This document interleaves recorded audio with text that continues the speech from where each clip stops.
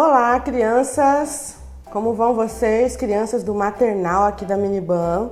Vamos para mais uma aula? Vamos continuar estudando mais um pouquinho sobre a vida de Salomão, filho do rei Davi. Nós agora vamos entrar numa parte muito importante da sua história, talvez a mais importante que a gente tem aí para contar para vocês. Rei Salomão, então, assumiu o trono, de Israel depois que seu papai Davi já estava velhinho e teve que partir. E então deixou a ele uma grande missão. Que missão foi essa? Construir o grande templo. Ele teve então que construir o templo que seu pai Davi sonhou que construiria. Porém, Deus disse para Davi que não seria ele o construtor dessa grande obra. Ele disse para Davi que quem assumiria esta grande missão seria o seu filho Salomão. Vocês se lembram dos nossos reis, Davi e Salomão? Salomão então assume esta grande missão e começa a movimentar todo o reino para que consiga construir este templo que será a casa de Deus. Vocês se lembram que a gente estudou que antes a casa de Deus, durante o tempo em que o povo de Deus viajava pelo deserto, era o tabernáculo. Lembram disso? Aquela igreja móvel, parecia um grande circão, era uma tenda que montava e desmontava. Agora que toda a terra prometida já tinha sido conquistada, eles tinham um lugar fixo para morar. Então também deveria haver uma morada fixa para Deus habitar no meio do seu povo. E era o sonho do rei Davi construir esse templo. Mas quem ia cumprir essa missão seria o seu filho Salomão. Salomão, então, um rei muito sábio, Nós aprendemos na última aula que tudo que ele pediu a Deus foi sabedoria, então ele se tornou o rei mais sábio, o homem mais sábio de toda a história. Com toda a sua sabedoria, então Salomão começou a fazer grandes alianças para que ele pudesse trazer as coisas que ele precisava, Fez aliança com um grande rei amigo do seu papai, para que ele pudesse trazer a melhor madeira, trazer os melhores funcionários, os melhores trabalhadores para construir esse templo. Hoje a tia Michele trouxe aqui, esse brinquedinho que toda criança gosta, Brinquedinho de brincar de construção, brincar de construir cidades. E com esse brinquedo, quem estiver em casa aí hoje, depois dessa aula, pode estar também construindo o seu grande templo, assim como fez Salomão, ok? Salomão, então, começou a trazer de fora os materiais que ele precisava e também contratou, além dos homens de Israel que soubessem construir, homens de outras nações que também podiam trabalhar para ele e ganhando muito bem.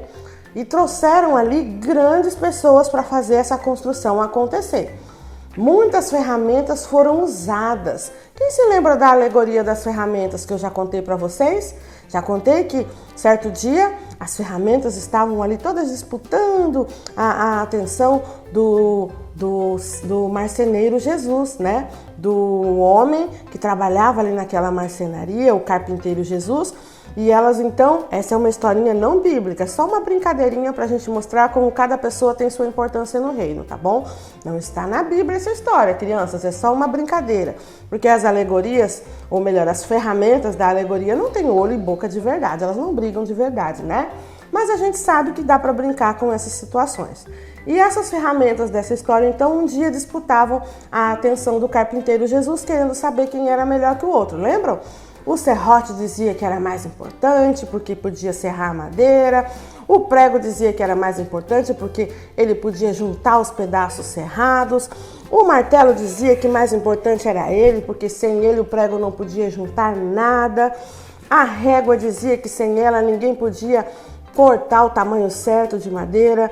O lápis dizia que sem ele a régua não saberia o que riscar, não teria com que marcar as medidas. A lixa dizia que a mais importante era ela, porque depois de tudo pronto, se aquele móvel não fosse lixado, ninguém poderia usá-lo com tantas farpas, machucando alguém que pudesse sentar naquela cadeira que fosse construída. Lembram dessa história? Pois é. Cada ferramenta, na verdade, tem a sua função, não é? Assim como todas as pessoas no reino de Deus têm seus dons e talentos que Deus nos dá. Uns cantam, outros dançam, outros pregam, outros contam histórias. Cada um sabe fazer uma coisa diferente e todos juntos fazemos a obra de Deus. Esta grande obra do templo também foi assim. Grandes construtores vieram de fora. Vieram ali os carpinteiros mexer com a madeira, vieram aqueles que sabiam mexer com pedra, com mármore, os que sabiam mexer com as argamassas, os que sabiam mexer com pintura, os que sabiam mexer com ouro, prata, pedras preciosas, porque esse templo não foi feito só de madeira, pedra, tijolo, cimento, não. Ele tinha também coisas muito preciosas ali na sua construção. Era um templo muito poderoso, muito rico e muito lindo em beleza arquitetônica e também artística. Então, foram construídos ali muitos e muitos metros de construção feita de forma muito cuidadosa, porque era o templo que seria a morada do único Deus, do nosso Deus, o Deus de Israel. Foi tudo feito com muito esmero, com muito cuidado, para que fosse a maior construção de todos os tempos. Então aqui a gente pode, brincando, mostrar como eles trabalharam, não é? Aqueles homens martelaram, eles serraram, eles lixaram, fizeram de tudo para fazer um bom trabalho. E eles, cada um desempenhando a sua função, fizeram aquela grande construção acontecer, aquele grande templo subir. Quem aí gosta de brincar de construção? Olha só, vocês podem continuar fazendo seus castelinhos com esses ou outros bloquinhos, com legos. Tem também os jogos de construção, né, nos videogames, para vocês verem como é complicado. Não é fácil assim de construir, não. Imagina então um templo tão gigante como aquele que Salomão construiu. Por isso hoje a tia Michele está aqui, ó, de capacete de construtor, porque numa obra a gente precisa se proteger, né? Numa obra, os arquitetos, os carpinteiros, os pintores, os pedreiros, os engenheiros, todos que entram na obra precisam estar com a cabeça protegida. Vai que cai um pedaço de tijolo, cai um ferro, uma madeira, então é preciso trabalhar com segurança, ok? Então o importante dessa história é sabermos que Salomão foi obediente. Ele continuou a ser um homem obediente para cumprir a missão que o seu pai te deixou, a missão que Deus tinha deixado para o seu pai passar para ele, e ele então colocou toda aquela obra em andamento, ok? E aí eu quero que vocês também sejam obedientes, construindo aí grandes coisas pela vida, não somente construções físicas e materiais e coisas assim. De repente, vocês podem construir outras coisas. Vocês vão crescer e escolher algumas profissões. Vocês vão crescer e escolher o que vocês vão querer fazer da vida. Já pensaram o que vocês vão querer? Será que tem alguma criança aí que quer ser arquiteto? Tem alguém que vai querer ser fotógrafo, o outro pode querer ser um pintor, alguém pode querer ser uma bailarina, ser um músico. São tantas as profissões, são tantos os dons e talentos que Deus dá pra gente, habilidades que a gente tem que aprender mais e mais para poder fazer aquilo que Deus nos deseja de nós, não é? Então, pensem bem, na história de Salomão, ele foi obediente conforme o seu pai pediu que ele fosse e cumprisse aquela grande missão, e ele também foi um homem cheio de dons e talentos e sabedoria. E ele buscou essa sabedoria, ele pediu a Deus que queria ser um homem sábio, e Deus concedeu a ele essa sabedoria. Sejam sábias, crianças. Peçam essa sabedoria para Deus, porque Ele dá. Se vocês querem um dom, um talento, peçam para Ele, que Ele dá também. Aí Ele vai ajudar com que vocês escolham a melhor profissão para quando crescerem. Mas mais importante do que qualquer profissão, mais importante do que qualquer coisa que vocês vão escolher fazer na vida, com quem vão casar, com quem vão trabalhar, com o que vocês vão se sustentar, o mais importante de tudo é não se esquecer de colocar Deus em primeiro lugar. Papai do céu é o principal na nossa vida. O mais importante disso tudo é ser obediente. Quando a gente é obediente, a gente faz o que Deus deseja da nossa vida e todo o resto vai bem. Amém? Eu quero agradecer a vocês por estarem assistindo as nossas histórias.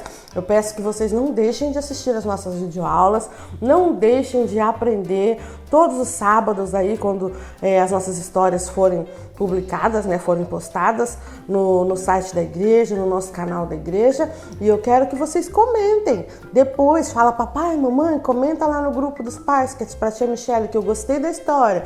Ou então, ela não falou sobre tal coisa, eu fiquei com uma dúvida, eu quero perguntar, eu quero comentar. Tira foto, mamãe, mostra lá pra tia Michele que a gente está assistindo a aula, que a gente está fazendo atividade, tá bom? A tia quer interagir com vocês, quero saber se vocês estão gostando ou se vocês querem que eu faça alguma coisa a mais, que melhore isso ou aquilo, ok? Combinado?